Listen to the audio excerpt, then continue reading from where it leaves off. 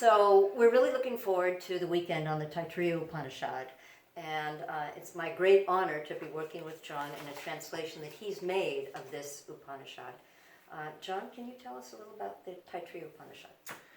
Well, I should say a little bit about the reason why I chose the Brahmananda chapter of the Taittiriya Upanishad as a center point here, because this is where the Pancha-Kośa paradigm, the paradigm of the 5 sheaths that take us from the physical self, the sheath made of food, all the way down to the Anandamaya Kosha, the sheath made of bliss, which is founded on Brahman. You know, how do we make this connection between our ordinary sense of ourselves as human beings and the divine source, or the ground out of which we emerge?